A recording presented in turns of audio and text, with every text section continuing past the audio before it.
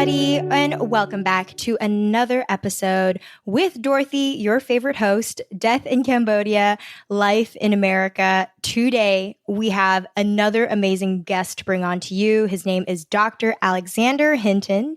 He is a PhD anthropologist whose work focuses on genocide, mass violence, extremism, justice, and human rights, focusing on the Cambodian genocide.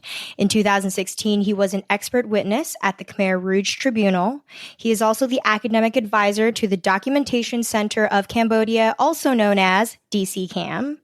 And he has authored many, many books, including the most recently one, It Can Happen Here, White Power and the Rising Threat of Genocide in the U.S.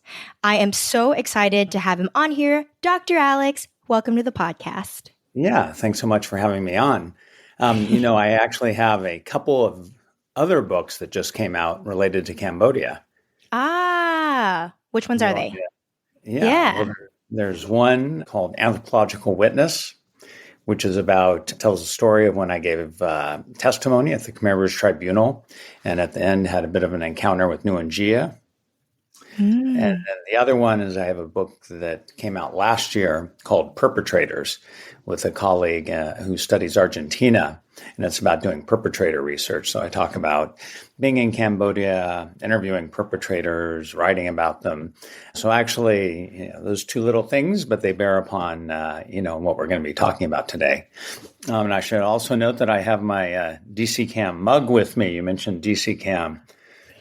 I was just in Cambodia, and in March, Yes. No, thank you so much for sharing that. I really am excited to have you on, Dr. Alex, because, looking at your life's work, it is clear that you're passionate about what had happened in Cambodia back in the 70s. You are an anthropologist. Can you explain to our listenership what an anthropologist is?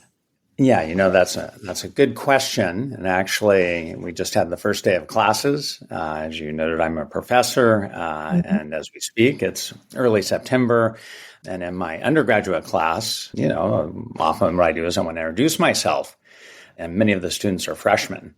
So they're all in there. They're nervous. It's literally the first day. Sometimes we have these cinder block walls, so the Wi-Fi is problematic. Plus, everybody's using it. So everyone's stressed out and having problems. They're unable to pull up readings and different things. But, so I started off with, I talked about Cambodia.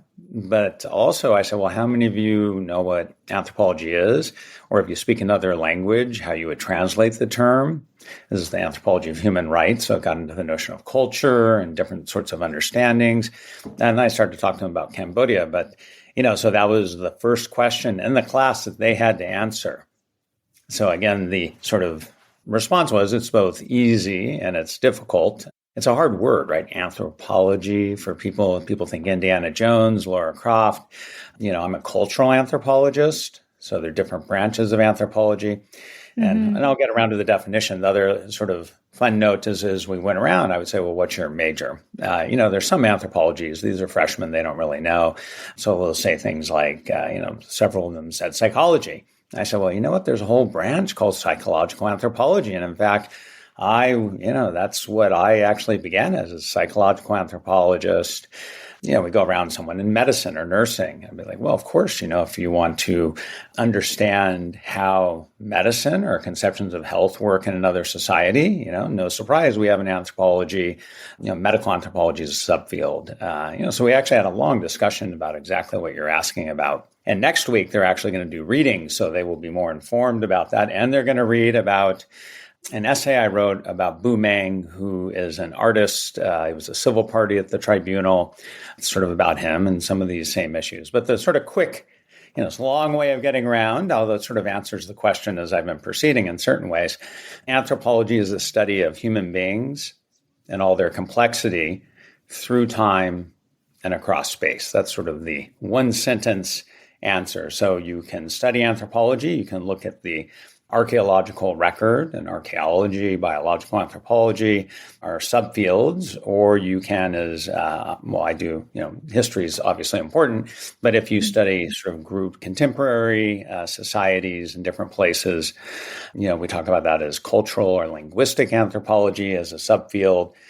obviously, an anthropologist, cultural anthropologist will go to the field.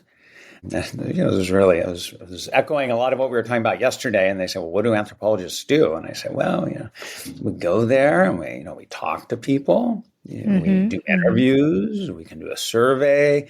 But really, the number one thing you do as an anthropologist, and this always gets a laugh, is you just hang out and see what happens.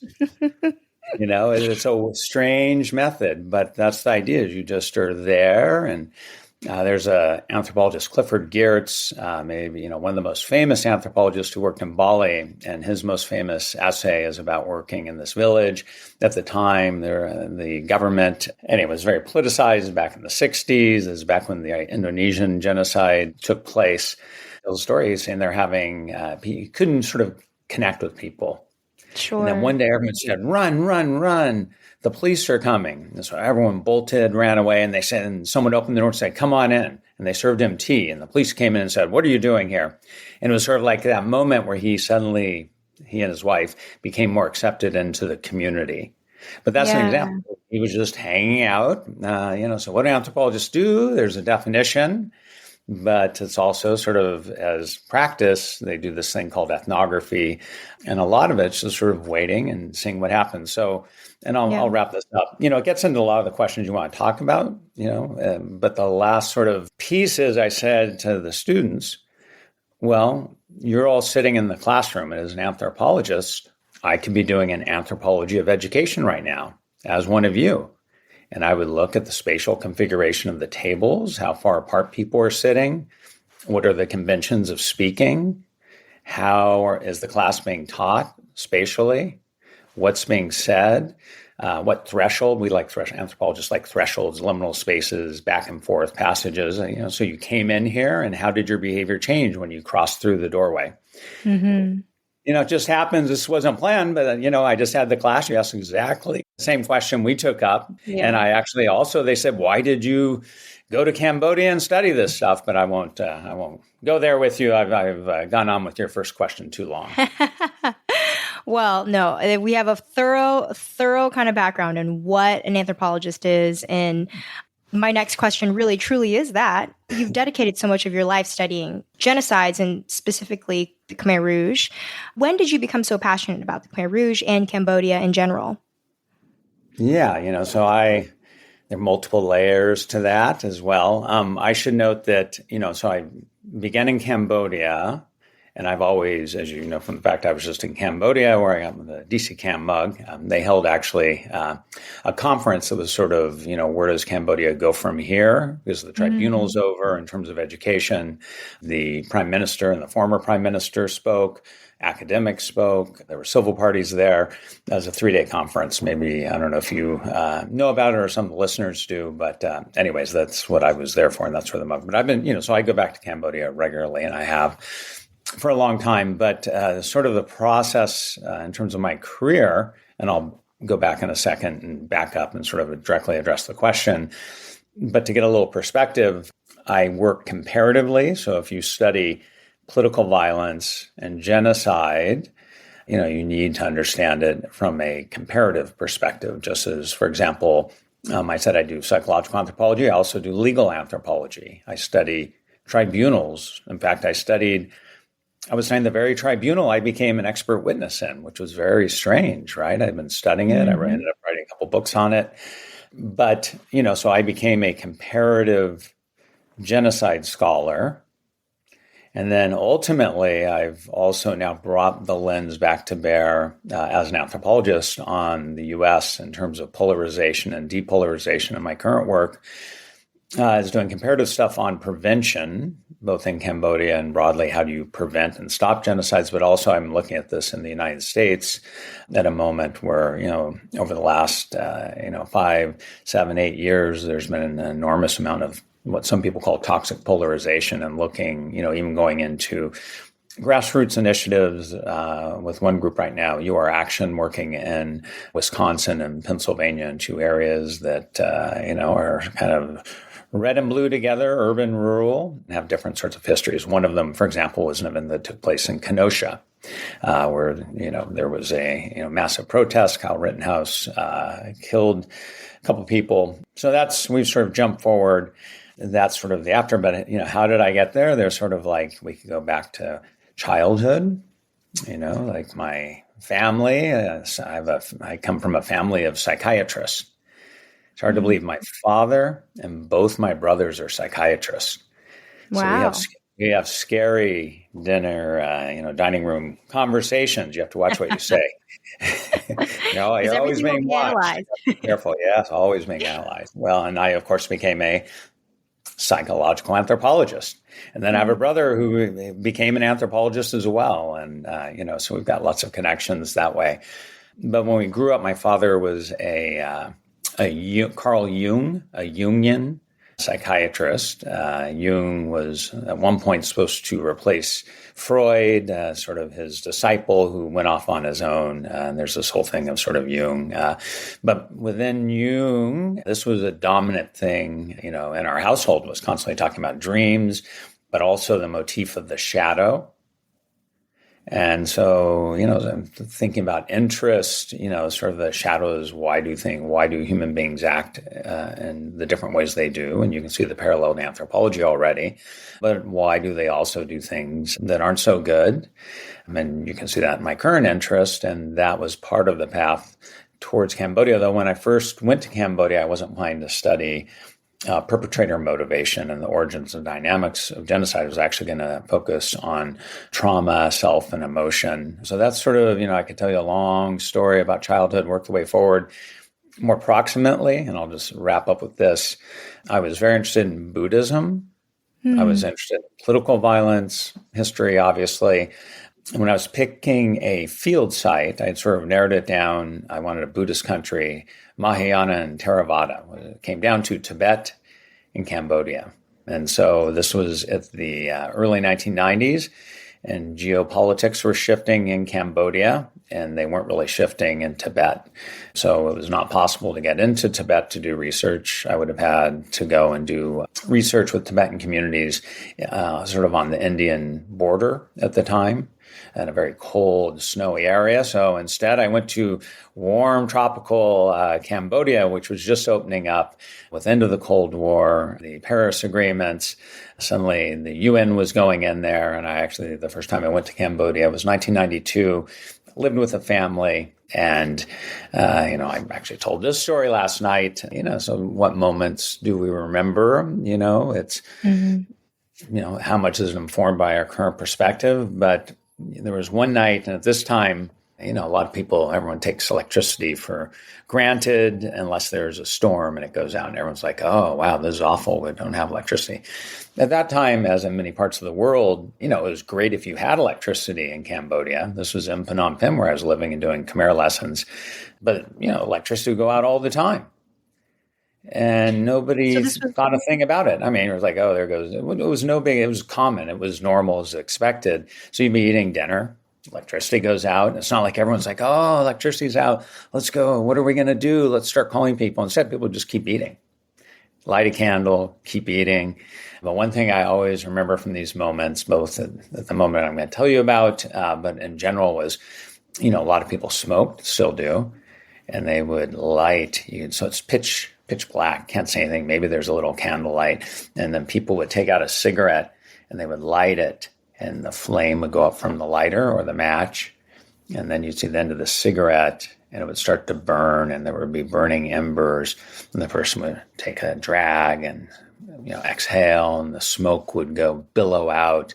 All these strange light effects, unless you've actually seen it, it's hard. You can sort of get the sense for it. I just wanted to clarify, this was the first time that you've been in Cambodia. Yeah, it was the first time I went in 1992. Yeah. Right. Okay. I'd read about it, and I'd gone to this place, Siasi, to start doing some language training, but I went to live there. How long did you live there for? Well, this time I went for sort of a semester because I was still in my coursework, and I was taking Khmer lessons, and I always remember looking we were at the Royal University looking up at the walls, and it's like, oh, those are bullet holes up there. You're sort of sitting around and you see sort of the traces of what had happened at this time in Cambodia. It's hard to describe how many handguns there were and guns in general. Everybody had a gun. I remember Yeah. there was an anthropologist, Maurice Eisenbrook, who was there. He's Australian, doing some stuff on trauma. I was, the sort of student. He was very nice. He invited me to come over as he was doing some research, and his assistant was there. I said, boy, there's a strange thing going on. I keep looking. Everybody has a gun. And then his research assistant looked up to me, shook his head, and pulled out his gun, which had been tucked right behind his back. And it's like, okay, everybody has a gun, It's like, yes. So there were guns all around. You could see, obviously you would have, where carpet bombing, you'd have giant sort of lakes by the way, that's where, the B-52 bombed. You had the landscape and terrain.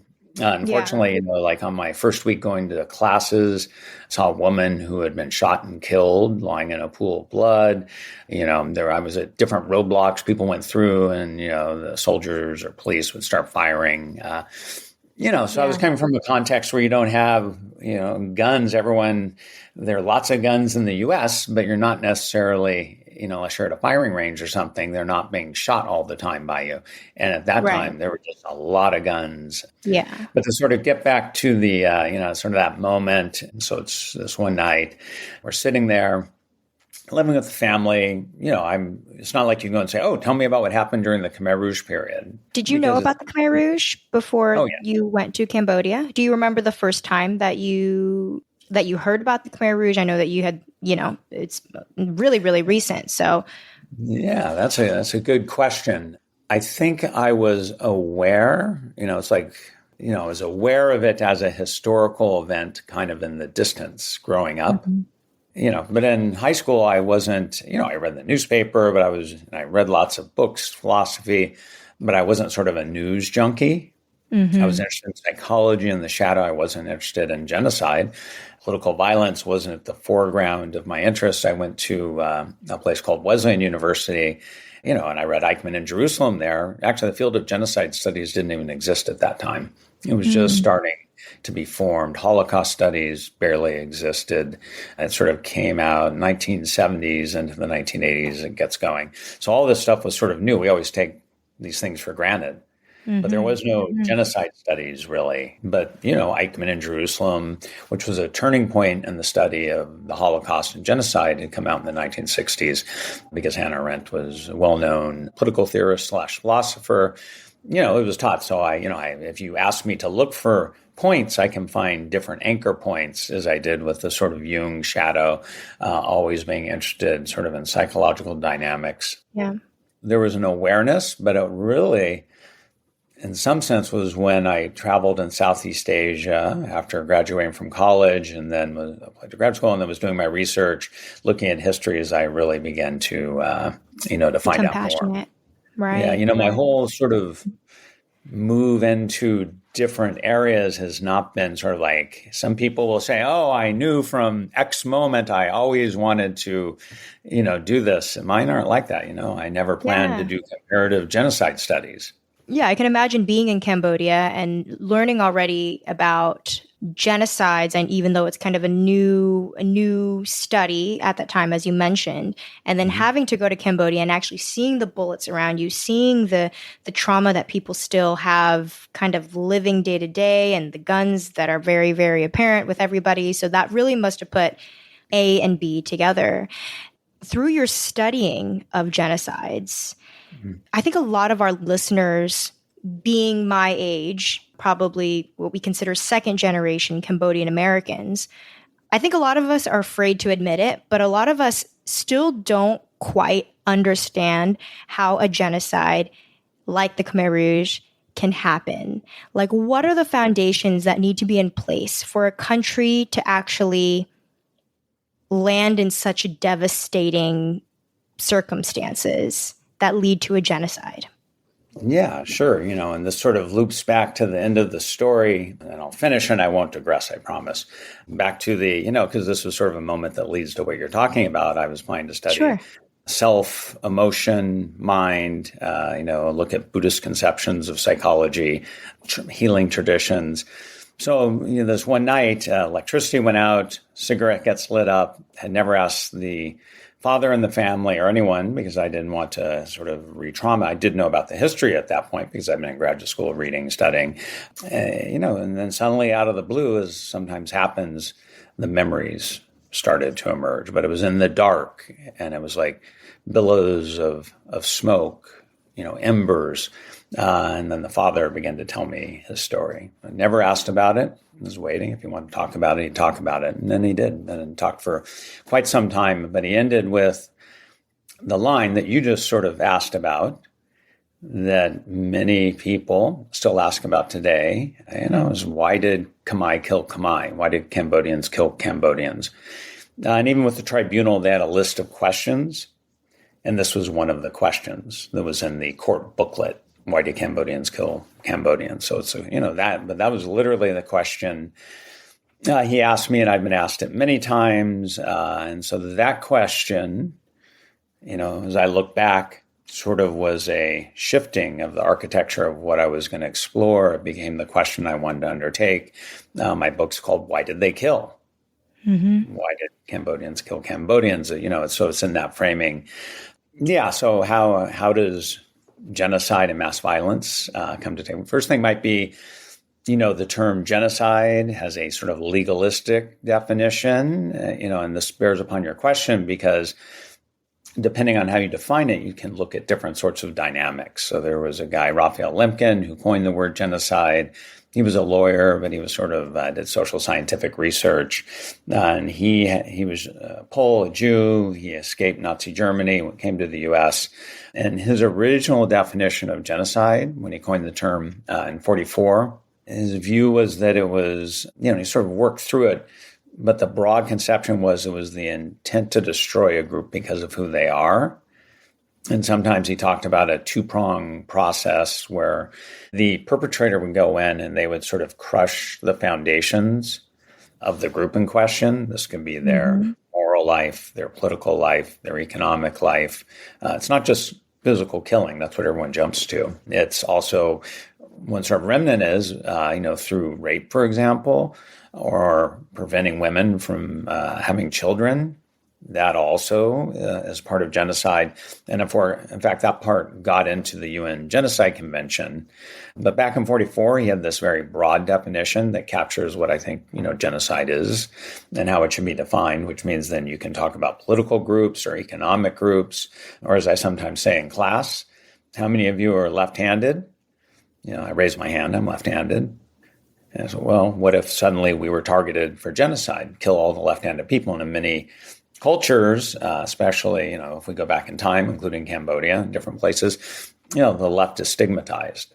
And so this is a way, or, their famous blue eye, brown eyes experiments that went on. There's a teacher in this famous experiment said, well, you have blue eyes, you have these qualities, brown eyes, the other ones, one was superior, one was inferior. And then she flipped it. And the kids all started acting in accordance with those identifications. So he had this broad understanding of what genocide is. And then it went to the UN. The good news is the UN actually took it upon themselves to, criminalize genocide, which wasn't a crime. You could kill one person, go to jail, kill 1 million, and it's not illegal. And so Lemkin wanted to make it illegal. That was sort of his passion. Many people helped him, along the way, but he sort of was the driving force. But, right. So you think about politics even now, we have, Russia, Ukraine, we have Israel and Hamas. So these sorts of issues come up and it's always heavily politicized. Everyone says, well, is it a genocide? Everyone goes to this legalistic definition that came out in 1944 after a bunch of political bargaining. And it restricts genocide to 4 categories: racial, national, ethnical, and religious groups. They use the word ethnical then. So ethnic, but they say ethnical in the definition. And it has to have the intent to destroy a group. And that's important for the legal definition. Because, for example, if you want to prove or argue and determine whether Russia has committed genocide against Ukraine, you have to prove intent. And then there are a series of acts, including killing, but also can be the forced removal of children. So since Russia has taken many Ukrainian children, away. It's violated one of the articles, and Vladimir Putin and other people have made statements. We go to Israel with Hamas, so this is being argued as we speak in the International Court of Justice. It's part of what it comes down to. Is it genocide? Well, how do you prove intent? South Africa brings the case. They say, well, here are 500 statements. I don't know the exact number. It's something like that are sort of statements of intent. Well, and then Israel gets up and says that's preposterous. There's no systematic smoking gun that exists. And they lay out the arguments. And we've sort of gone off base a little bit, but it actually bounces back to Cambodia as well, because there have been debates about whether or not, the Cambodian case satisfies the criteria. And this was one thing that was decided at the court.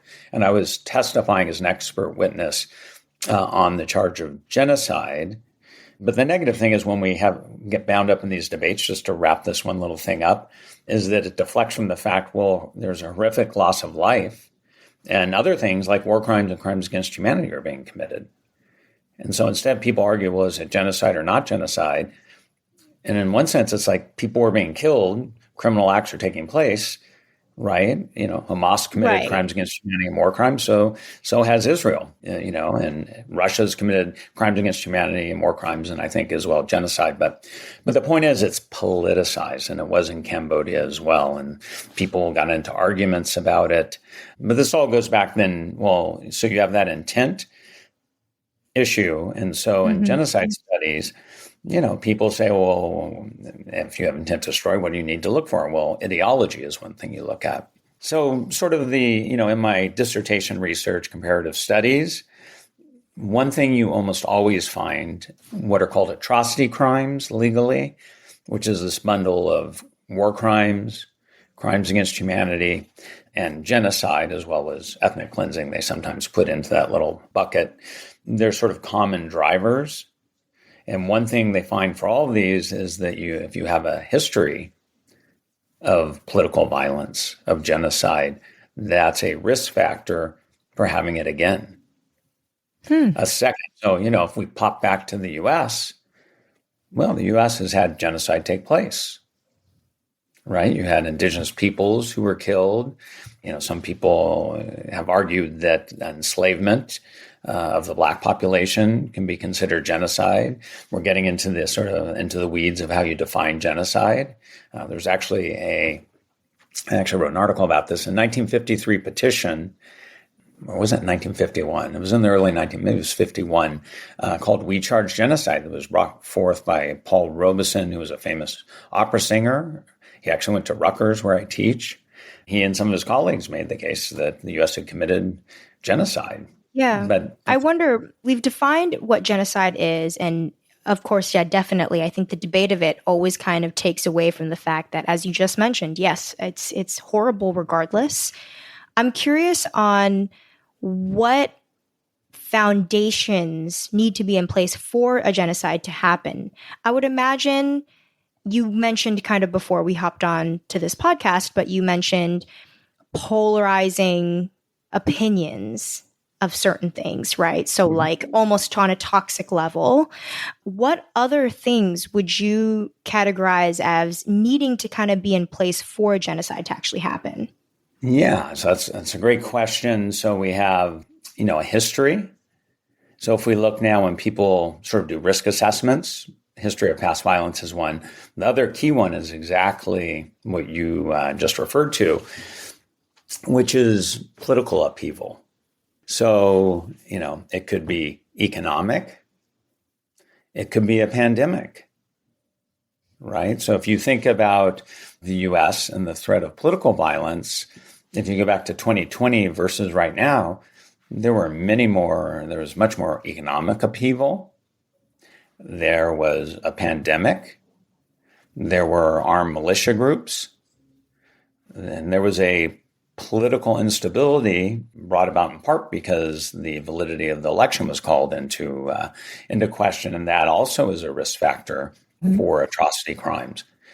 Now we have much less of that, so we're sort of in a different position. We don't have the pandemic anymore. The economy's stable, but that sort of shows you, for those people who are based in the U.S., if you look at the conditions in the U.S. in 2020 versus now, as we head to another election, they're different.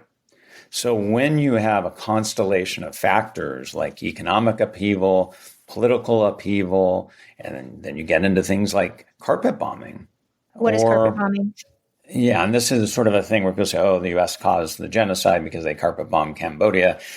So the U.S. committed war crimes, no doubt. Henry Kissinger, who just recently died. But it's, you get the B-52s. They fly high over a country and they let loose and they just carpet bomb after bomb after bomb. And it, I see. I see. That's yeah. the term. Yeah. And, and the U.S. has done this in other places as well for a long time. Maybe into the present using the same planes, the B-52 bombers. I think, you have to check this, that they were used in Afghanistan, for example, for bombing campaigns. But Cambodia and Vietnam, the Vietnam War, that's the most sort of famous and maybe original widespread use of this. So the U.S. was, in 1973, there were peace talks in Vietnam. And so everybody sort of shut down the bombing of Vietnam, but the conflict in Cambodia was still going on.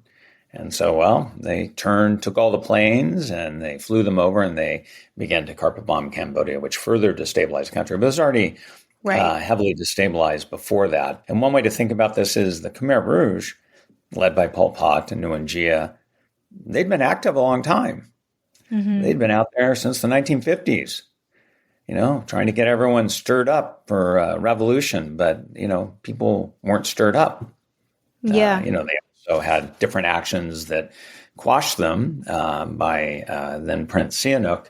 But it was only once you got into the situation of upheaval, you think of everybody. When you have upheaval in life, what happens? People search for meaning. They may search for certainty. They search for stability. And so it's in these sorts of moments that ideology can provide an explanation of what's going on. They can point to a better life. And so the Khmer Rouge had an ideology, people certainly in terms of class, there was many peasants, predominantly most of the people in the country, though there were different. The Khmer Rouge had a whole ranking system of sort of upper peasants, middle peasants, lower peasants in terms of how much money, income, or land, how much rice they could produce each year. They had a whole ranking system. They would label everybody. But if you especially go to people who are poor peasants, and you talk about class oppression, that has some resonance, especially if you're in a situation where there's upheaval. So in Cambodia, this critical condition had massive upheaval. It had the Khmer Rouge ideology. There was a history, you had the Civil War going on. Many, hundreds of thousands of people lost their lives in that Civil War. Yeah, so these different elements that are precursors of genocide and mass violence were in play by the time the Khmer Rouge took power in 1975. Exactly. When I do my studies on exactly how it all came to be, it almost was as if I was reading this perfect storm brewing from 10, 15, even 20 years prior. And all the things just kind of led up to this event mixed in with, a few of the U.S. bombings here and there. And then you just get this horrific storm that came to be the Khmer Rouge to be. So what would you say is unique about the Khmer Rouge that is different from other genocides, though, since you've spent so much time studying it? Yeah, and I should just note that you used a metaphor that actually people who study the field use, which is weather. You can have a light rain, or you can, as you say, have a perfect storm, and it's a good way. It's a great analogy that you're pointing towards. There's a big, long discussion I won't go into about different types of genocide. So you might think just quickly, like settler colonial genocide, which takes place over a much longer period of time. The destruction of indigenous peoples in the U.S. or First Nations in Canada, for example. Then you have ones that are sort of on this Holocaust model, that are shorter, they're driven by ideology. They take place, people are clearly targeted. So some people will talk about, like colonial genocides versus ideological genocides. And then being academics, everybody critiques everybody else's distinctions. But they're certainly different. Like ideology is there in almost all cases. But there are definitely cases where you have an ideology of purity and contamination that's super strong and sort of pushing things forward. Whereas if you look at indigenous peoples in the U.S., for example, you have dehumanization. You may have certain structures of ideology that are linked to capitalism that may be there, but it's not the same sort of predominant driving state-driven ideology in the same way. And you also have mass communications that now play a role. So I think it's that emphasis on ideology versus these other sorts of factors. And, we go back and talk about Ukraine, arguments being made about Israel, all these cases. So the thing you're talking about are the sorts of debates that get picked up by academics and now sometimes by people more broadly. And then we have like Sudan and Darfur, which took place back in the early 2000s that now, as we speak, is conceivably happening again. And so there's an example of a past case that rebounds and comes up in the present. Yeah. It's interesting because, funny enough, I was always my favorite topic was history when in college, and I loved studying the Holocaust, which I guess is no surprise now that was then curious about my own background and therefore leading me to be curious about the Khmer Rouge. But I think you wouldn't say then there's anything specific about the Khmer Rouge besides that it was kind of an ideology genocide. Was there something that you feel that also made it different from the rest? Oh, yeah. This is a big topic, to dive into. You had to choose three bullet points. I know. It's hard to answer. I can imagine. Yeah. Well, and so it also ties into a debate in Holocaust studies about the singularity of the Holocaust, where, historically I said, well, this is a singular event, and by implication, other genocides pale in comparison. Rwanda sort of shifted the ground of that argument, and people in genocide studies didn't really agree with it. So the sort of response and where most people land is that each case they share commonalities, but they're also distinct. So I can give you, in Cambodia, of course, we have the class-based, driver. We have the categorization in terms of political groups. So if you look at the Holocaust, religious or Aryan race, there's a racial configuration to it. And you have that in Cambodia in the sense that, Muslim Chams and ethnic Vietnamese were targeted. And then the court said, well, this is genocide. Whereas as an anthropologist and a scholar, I think, well, if you're targeting people because of their economic identity, class-based identity, or because of their political identity, well, that's also genocide. But I'll give you sort of one thing, even though there are many things I could talk about. We could go on for a long time about this question.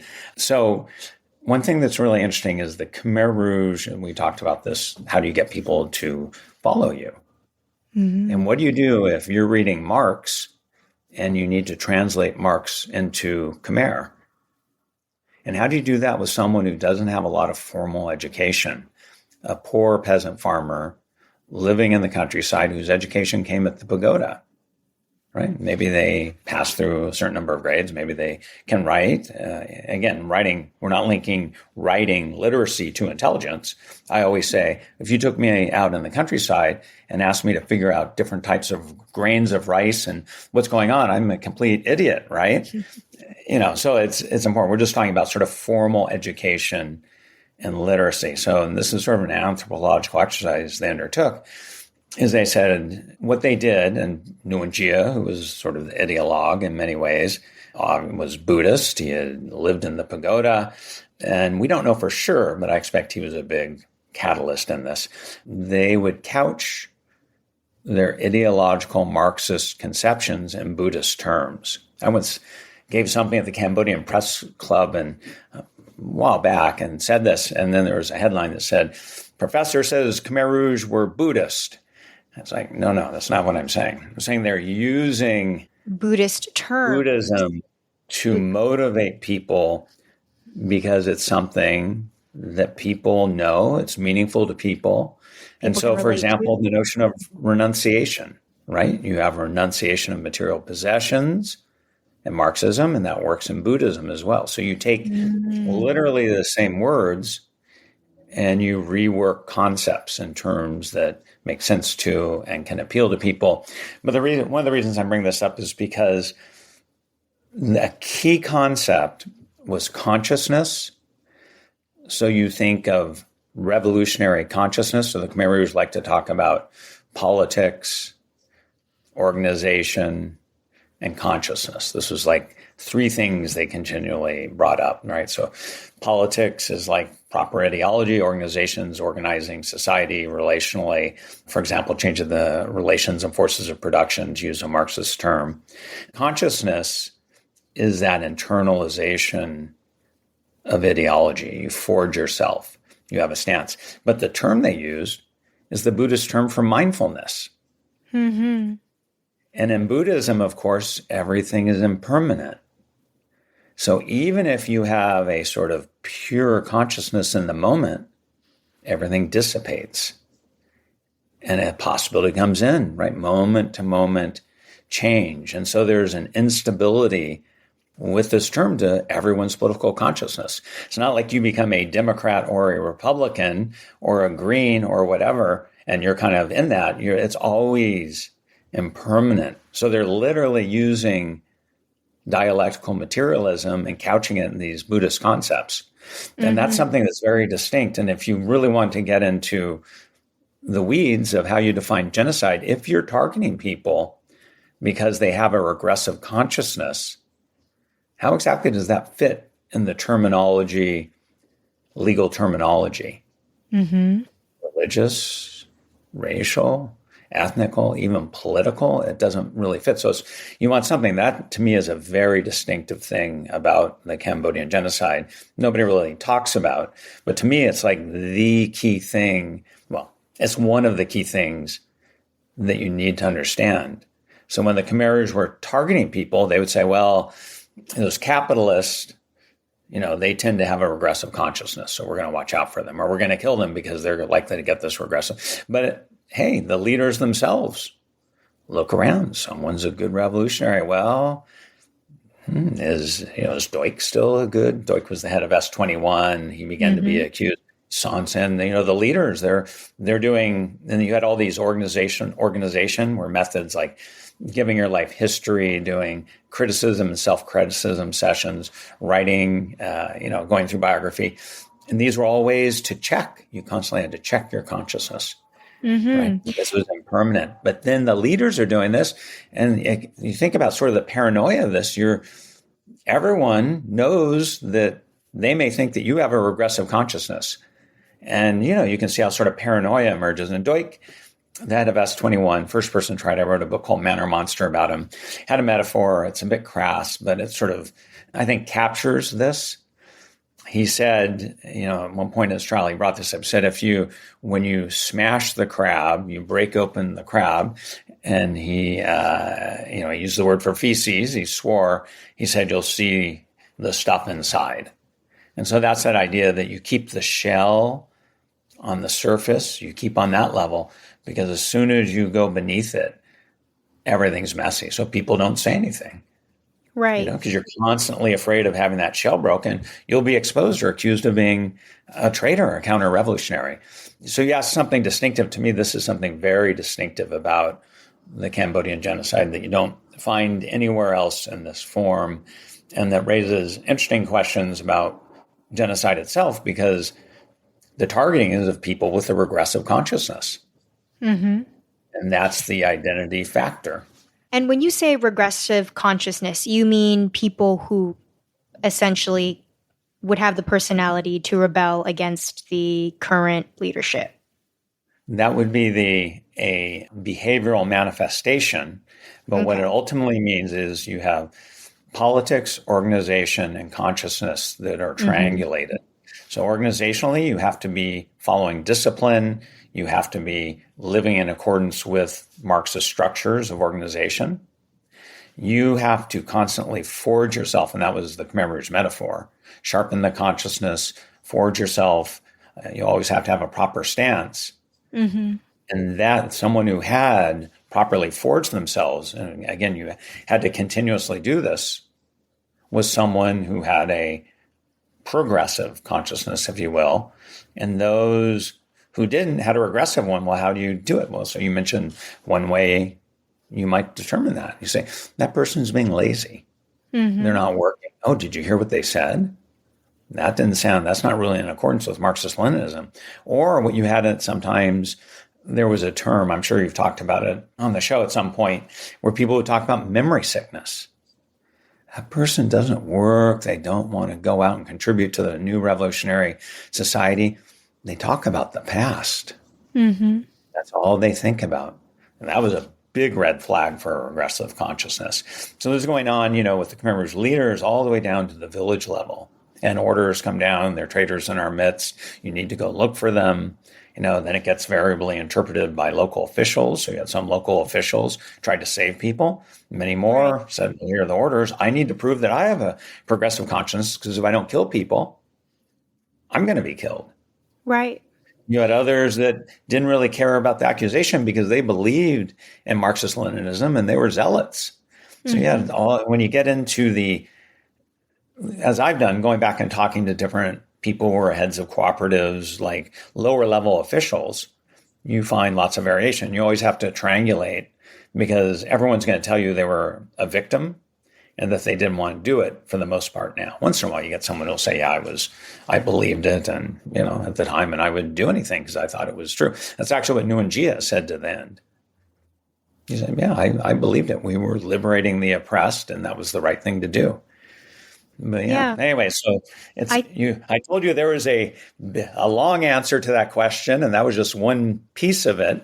But I think that's a really distinctive thing that isn't talked about. Yeah. And currently you mentioned this kind of tactic to combating that is really just being silent. And what's funny is the discussion in my circles of second generation Cambodian Americans, at least, is the big reason why I feel like this podcast has become as successful as it has been is because so many second generation, whether it be in America or in Australia or France, all of us kids never were told from our parents, because there was this generational silence that caught passed down to us that, as it's hard to talk about trauma as it is, depending on how gruesome it is, and genocide's probably as arguably as bad as it can get. So we know that it's hard, but there's also this just silence that we feel has been passed on to us, and we see that the after effects of that are not really that great. So a lot of my peers are turning to this podcast to learn about my father's experience, because they were never told. There's always this elephant in the room that we have to kind of tiptoe around as we were kids, because we knew something terrible happened, but nobody's talking about it. And our argument is that it is because of this 4-year period where everyone had to be silent or else they wouldn't live.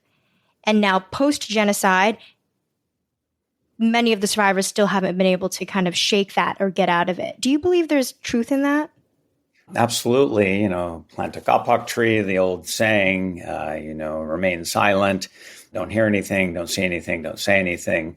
Since I've been studying this for a long time, and I've interacted with people in the diaspora, Cambodian Americans, and I've been at meetings where people, especially when the tribunal began to be discussed, or I was asked to give a talk in the community, in Portland. I remember going to one, and I remember moments where people say, I've never spoken about this before. And they'd be like gripped, seized with emotion.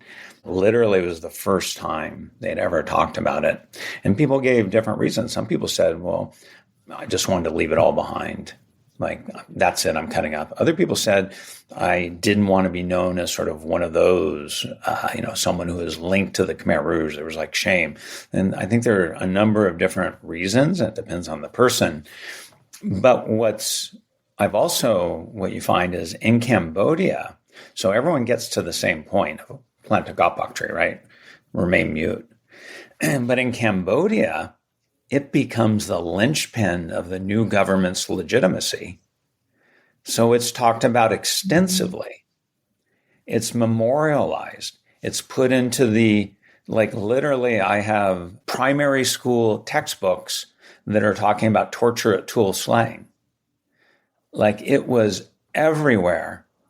And it was completely politicized. Lots of negative things, but the one benefit it had, as we talked before about, moments of upheaval, going through traumatic experiences, people need narratives or sort of meaning. They need to seek that out. And if you're sort of living with that instability, as you were talking about, it's destabilizing. It can pass on to next generation. And this expands beyond just the genocide. It's sort of a general thing. But in Cambodia, and there were people who never talked about it there as well, but there was a clear narrative that was given. It was talked about extensively. There was the Day to Remain Tied in Anger that was held. People would gather at memorial sites. There was the quote unquote Day of Liberation. People would tell their stories. It'd be broadcast on the radio. There was a trial, right? Dismissed as a show trial, but there was still a trial. There were these things that we refer to as transitional justice, which is a term that, if we look at Rwanda, former Yugoslavia, Cambodia, East Timor, many places across the world, there's this field, transitional justice, and it looks at how societies sort of recover from, an era of violence, authoritarianism, what have you, and they move to a better future.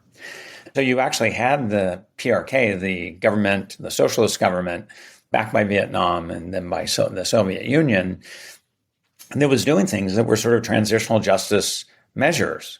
They were dismissed by people in the West, but they had this one effect of having people talk more about it. Now, what happened ultimately, when you fast forward to the 1990s, suddenly it disappeared, right? The UN came in, they got rid of all those textbooks, they kicked it out of the educational system. And then you had this reversal where talked to people in one age set, they said, yeah, I remember going to the Day of Hate and they would have we would kick or burn images of like Pol Pot and effigy. And then you go talk to another generation later on, they say, I don't believe it. That didn't happen. Nobody could do those sorts of things. So even within Cambodia, you have this generational difference, and now it's flipped again. And people, the education is through places like DCCAM, they're sort of kicked into it. But initially, we had these narratives and you had this intensive focus on it that you did not have in the U.S. And in fact, in the U.S. in general, you had the memorialization that seems so common and foregrounded now. That really wasn't prominent at all. Even with the Holocaust, like in the 1950s, the word Holocaust was barely used. It was the same sort of thing. There was silence for a while with many people, not everyone, but with many people. And it was over time that it's a long story, but how we came into this sort of moment of memorialization. I wonder why that is. And I don't know if that was like a political benefit into pushing that narrative post Khmer Rouge. Was it something that the people felt like they needed? And then also why the switch? Because I didn't learn about my own history until I did the work myself and asked my father myself. Growing up and studying in my textbooks and my history books, I did not find one paragraph about the Khmer Rouge. And is a big reason why I've started this podcast as well, because I found it so strange that something that happened in the 70s, which is really not that long ago, is just completely dismissed. So I'm curious as to why the flip-flop. Yeah, politics is the quick and easy answer, if you will. I figured. That's why I said there's a political benefit somewhere. Yeah, and depending on how we mark the genocide, right? So some people will take April 17th as the anniversary, where actually next year is the 50th anniversary. If you take 79, which was politicized because it was a PRK, Vietnamese, then Soviet Union date. So people didn't take the January 79 date for many years. Now it's kind of flip-flopped, and now the 79 date has come in. So I was just asked to give a 45th anniversary talk about Cambodia. But then we're also, so we have these dates. So even dating is political. But yeah, the new government And this is kind of again, long story. To put it succinctly, the new government consisted of many former Khmer Rouge, as well as some Khmer Rouge or revolutionaries who'd stayed in Vietnam. So their problem was they both toppled the Khmer Rouge regime, but they were, many of them, including Hun Sen, who would eventually become prime minister, but wasn't at the beginning. But many of them were Khmer Rouge. So how do you that's your point of legitimacy. We toppled the genocidal regime.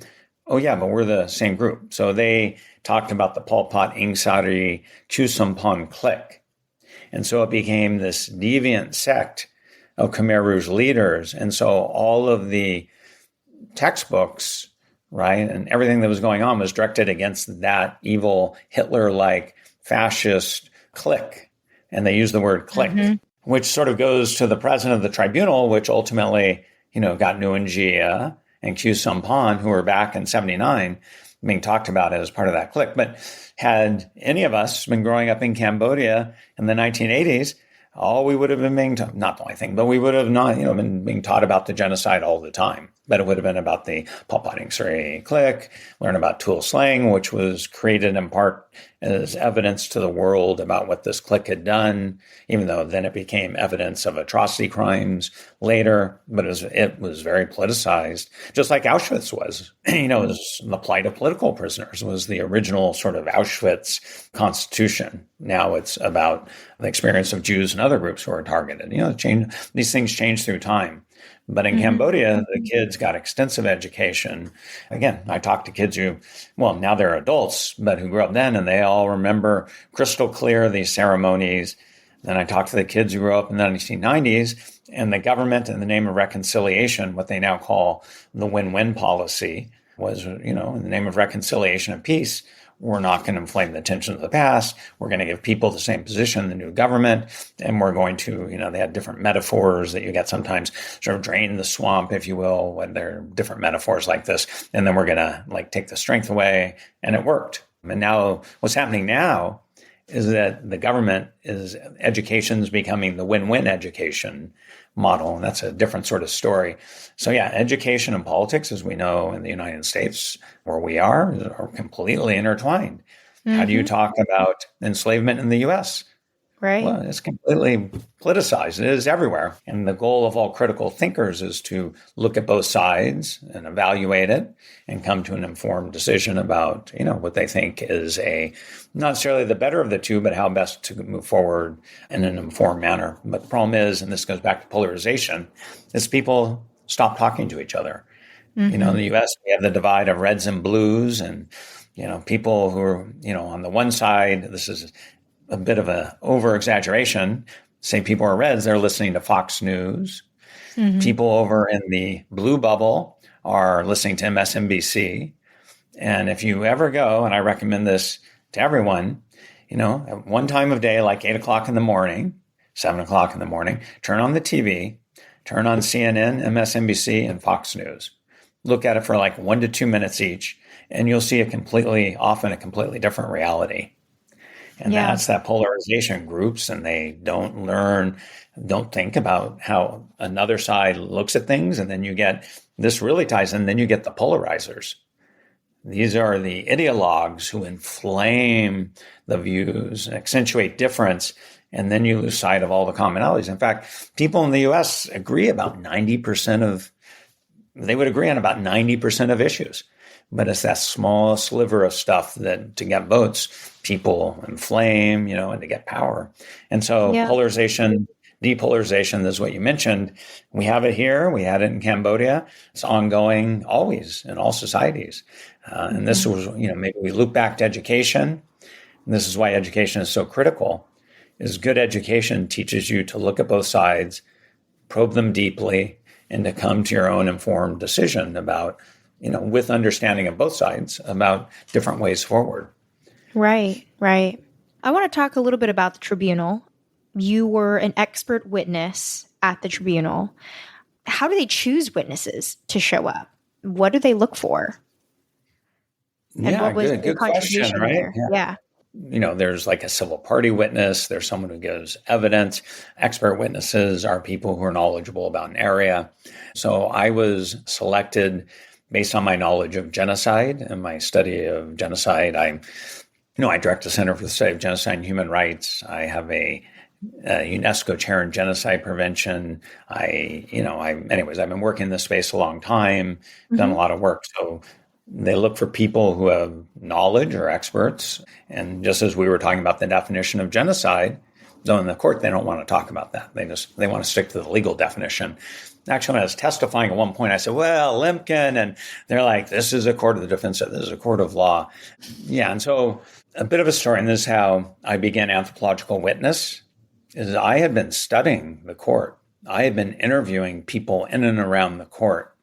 I wrote 2 books, one about Deutsch trial and then one about how to localize, in the same way the Khmer Rouge localized Marxist-Leninism using Buddhism. One way of making the court more meaningful was to couch it in terms of Buddhist ritual and understandings like the Bang Skull ceremony that many people would link to their many civil parties with their testimony to transfer the verdict, right, merit to the souls of the dead so they can be released if they're afflicting you. Yeah, so the other book dealt with that. But I'd been interviewing all these people, and then I got the invitation. So through my studies of the court, one thing was I was like, I don't want to be an expert witness, because what happens is they look at everything you've ever written and they try and tear it apart. They literally want to talk about your methodology, about biases.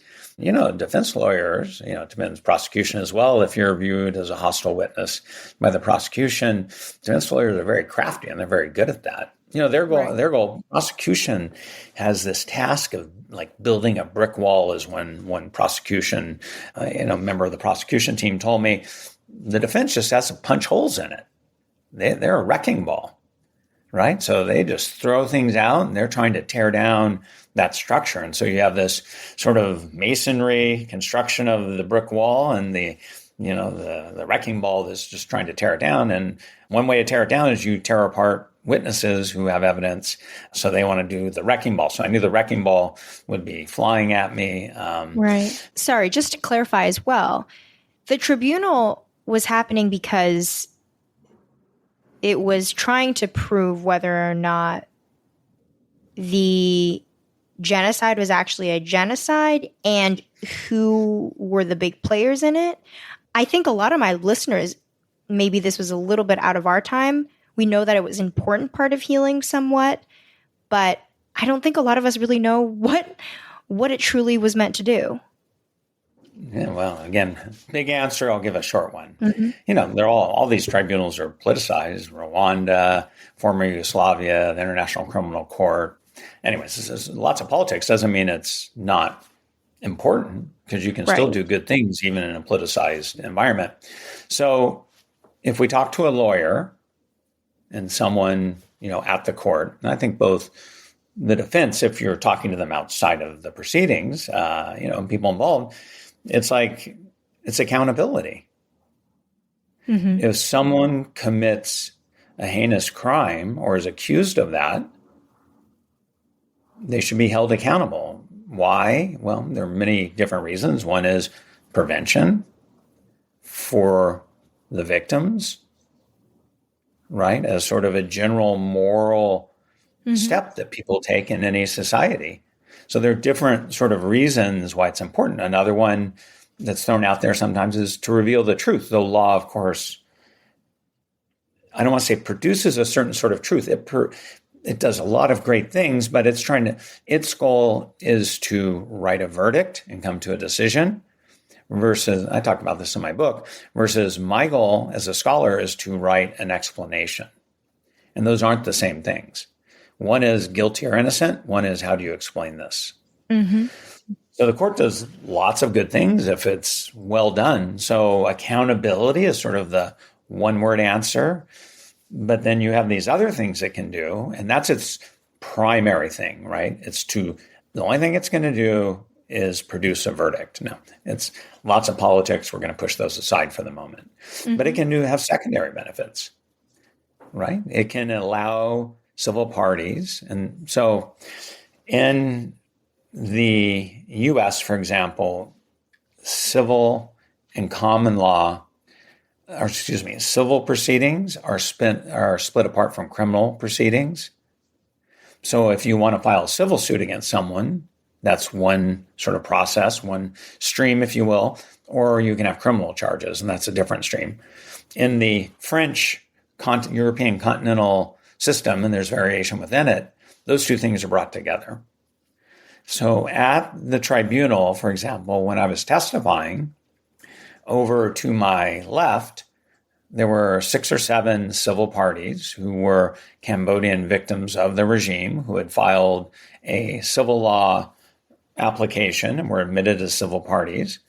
They had their lawyers who were there supporting to represent their interests and support the prosecution. And then on my right, you had the defendants, sort of Nuangia, different story, Kusampan were up there. Yeah, so they're in the court. So this is a civil law system where these two things are conjoined. But the reason I mention this is civil parties get to speak in court. They get to tell their story in public. And that's very meaningful to a lot of people. Now, there are problems because you're in a court of law, there are time pressures. They want you, as I said before, and you nodded, so I assume you know what I'm talking about. When someone starts to talk about, and this is true of the father who suddenly said the story, people don't remember the past in a linear fashion. Mm-hmm. They're like a series of sort of deep memories, and they may be different sorts of points of time that to them connect through maybe suffering, but it's not like a legal argument. And it's not really, so and maybe people rehearse and then they can tell their story, but especially when people are saying it in public for the first time, it can spill out in lots of different ways. So this was true at the court. Right. Absolutely. Trauma is absolutely central, and some people got upset. Some people saw the spirits of the dead in the courtroom. One person came in with a picture of his brother and closed his eyes and said, "My brother who's in the court with me, your spirit's here. I know it. I'm doing this for you." So again, this is something that, you talk about different systems of meaning. And this is what I sort of look at in my second book. That's I don't want to go on because that's kind of a digression. But the point is that the proceedings can also have meaning in other sorts of ways, even with transactions with the spirits of the dead. And so it is a politicized court, but by and large, I think the verdicts in the law was good and sound. People say, well, they only tried 3 people. Well, you tried 3 people, one of whom was in some ways the representative of all the genocide, Duch, at the head of Tuol Sleng, because people go to Cambodia and go to the Tuol Sleng Museum and learn about the genocide. They're looking at Duch, the head of S21. Right. And then Nuangia, who's the ideologue. Pol Pot had died. So 3 people in the end, were tried. Would have been nice to have more? Sure. The Cambodian government was going to control it. They didn't want that to happen. And there have been some polls. Actually, DCCAM did one of them. They said, well, how many of you would like to have had more trials? And a lot of people say, well, it's fine to have these. Now, why are they saying it? Well, the government is also sort of promoting this in terms of influencing, and depends if you're in the opposition, you don't like the CPP, then you're going to say, oh, you're politicized, it's politically controlled tribunal. And this is where our critical thinking skills need to come in to sort of go beneath what the influencers are all saying and figuring it out on our own. So the tribunal was important for accountability, and it had these secondary benefits. For example, when I did my research, if I wanted to get a document, I went to the Documentation Center of Cambodia. Mm-hmm. That's where, or Tuol Sleng. That's where the confessions were at Tuol Sleng or at DCCAM. That's how I first, met Yu Chang, the head of DCCAM. And, over time, my university established a relationship, and we had a number of students who came over, and 3 people got their PhDs who were through this relationship, and several other got master's degrees. Yeah. So this is something I've been doing for many years. But now you can go online And you can pull down all these documents that were impossible to get. So if anyone wants to go and do research, you just go to the website. It's astounding. Yeah, For I've those who, actually reached out to DC Cam to see if I can submit my podcast audio to them. I forget who I spoke with, but they mentioned that they'd prefer to have it in paper form. So currently seeing and working on a book deal. That's actually something I've never said out loud before, but I'm trying to okay, turn this reveal. into a book. I turn this into a Congratulations. book. Yes. Good news, Yeah. new news on this episode, but trying to see if I can turn it into a book. And one of the main motivations was because of that. I don't know who I spoke with, but I think just in general, I have sent many, many people to that website because when I found it, I just couldn't believe how much you can really dive into. There are so many resources on that site. So I'm curious on kind of just one more question regarding the tribunal. Just to clarify again, it was a matter of whether or not these people were guilty. And I'm also curious, why does this not happen for other genocides? Why does a tribunal not happen for other genocides? Yeah, it's a great question. So the quick answer, because I've given too many long ones, sort of back to politics. So you tend to have tribunals in countries where the regime that's in power is one that was in an adversarial position against the perpetrator regime.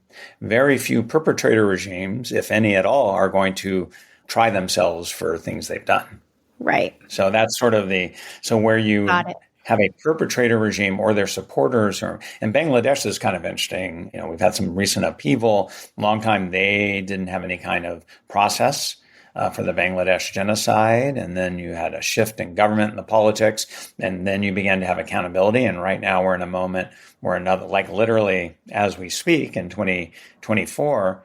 We're in another moment where things have just been a big shakeup and maybe things will change. Mm-hmm. So that's an example of the politics. Yeah. So, it's politicized. Your original question, I didn't fully answer it, was about the charges. So if we go back to this notion of atrocity crimes that are the buckets of genocide, crimes against humanity refer to widespread attacks against the civilian population, but you don't have to prove intent. So it's actually easier to prove. Right. You don't have to have that smoking gun. Still horrific crimes, absolutely horrific. But, so legally, it's easier to do that. War crimes, which are like bombing a hospital, like a children's hospital, the Russians at the beginning of the war, everybody remembers that. Or now, the bombings that Israel does at hospitals and schools, they will say, we have no idea what the truth is, but they'll say, well, there are, militants under there that are hiding. And ultimately, how do you ever prove that? The Russians will say the same sort of thing. Mm-hmm. So that's what the lawyers have to sort of get evidence and make determinations. So the Khmer Rouge were accused of war crimes, and that was pretty easy to prove because of the Vietnamese prisoners of war, for example, who were sent to Tuol Sleng. Crimes against humanity, pretty easy to prove as well. Genocide, tough to prove because you have this intent threshold. So they got the conviction with ethnic Vietnamese and Muslim Jams. But really, if you ask me, the attack because of people's consciousness, political affiliation, class-based affiliations, all with a proper definition of genocide as a Lemkin and a social scientist would have it, that would fall as well. But legally, you just had that. And then they had some other, like with Cambodian law, you had some other, they used local Cambodian law a little bit. Crimes against humanity is a massive category. Mm-hmm. It can be inhumane acts. So Bumang, who was the civil party I mentioned that my students are reading about in my next class, he testified. And it's true of Jumai, who was another prominent, Van Nat, the painter. They were sort of the three most prominent civil party survivors of S21 Tuol Sleng, now called Tuol Sleng. So you would say, well, when you were in the cell, what were conditions like? And actually, I think Van Nat said this as well. I was so hungry, I wanted to eat the lizard on the wall. I wanted to fall off and I wanted to eat it. So you get something like that, starvation rations, inhumane acts, and it codes into crimes against humanity. Think about it, they call it a tree with lots of leaves. You have the branches, mm-hmm. which are the types of crimes, and then you got little bits and pieces, and the brick walls, you're trying to prove all those bits and pieces. So actually those atrocity crimes themselves are umbrellas that contain all sorts of different things. And so there were sort of 5 policies in these trials. And this is the last thing I'll say, because I don't want to go on too long about this. Well, how do you convict the top people? And so what they do at many of these courts is they say it's a joint criminal enterprise that created a set of policies that ultimately led to the sort of ground level stuff that was going on. So, for example, one of the policies was the creation of a security system in Cambodia with the prisons. Another one was the forced relocations, gender-based violence. So they had these different, and rape, right? So those were different buckets that they had, and they would prove those different policies, and together they proved joint criminal enterprise, which is how you then could get a conviction of the top people. The problem always is they're sitting in an office, metaphorically somewhere, and they're not on the ground doing the nuts and bolts of horrific criminal acts that are taking place. And then we're back to the paradox. How do you hold the people on the lower level responsible? And maybe, I think we could spend another hour just on that question. This is what the courts have to deal with. And actually on a local level, everybody has to deal with it. Because in Cambodia to this day, I know lots of people have said this.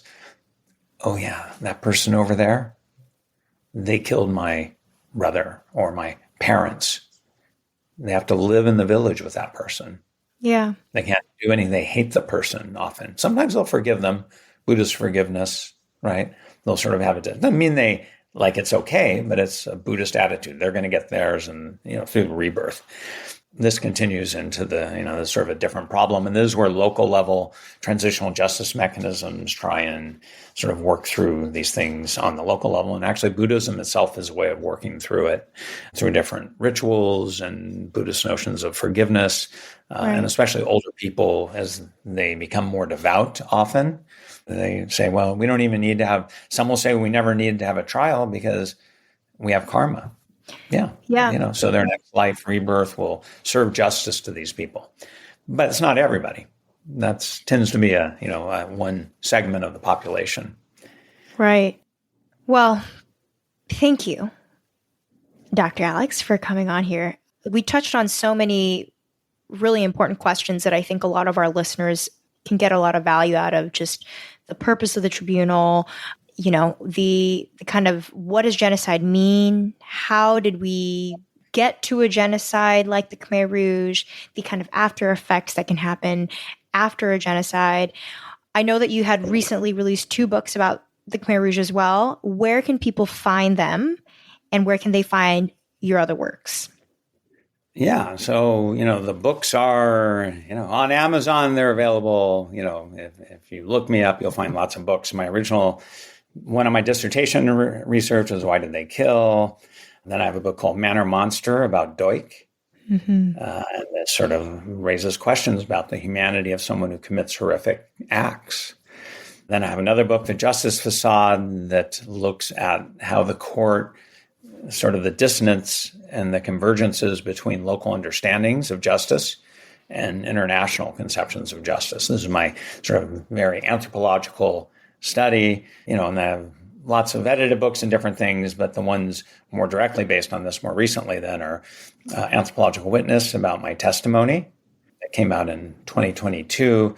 And then I have my book on perpetrators that is like, how do you study this topic? It's not quite a methodology. It's sort of, knowledge to pass on to people in the field and in general, the public.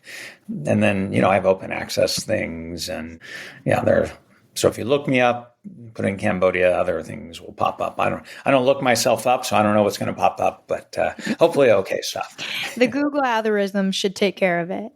Yep. No, wonderful. Thank you. Again, thank you so much for coming on here. And I'm just, after our conversation, I'm so glad that there's somebody out there, a professor, somebody who is an academic, who is really pushing for the education of genocide and the Khmer Rouge. I think you mentioned it a little bit in our interview, but what kind of world would it be if people never really believed that genocide could exist? I mean, with the current situation that we have right now and Gaza and everything that's happening overseas, and you run into a generation that truly believes that it's fake and that it's propaganda and that it can't exist and it something like that would never happen. So I think it's wonderful that, you know, we have academics that are rooting for the education of the Khmer Rouge. I think it's so important. People like myself, as a Cambodian American, are super grateful for people like you who are able to continue educating the next generation.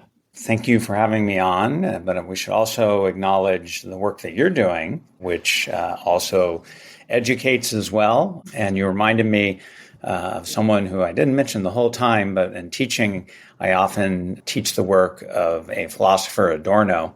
And he wrote an essay, he has an essay, he gave us a public radio address called Education After Auschwitz. And he says the premier demand upon all education is that Auschwitz not happen again. But the key thing is he did this afterwards.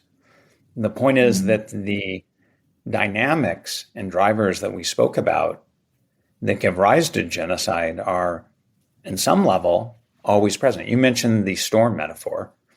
It rains, right? The possibility of rain, it comes and goes.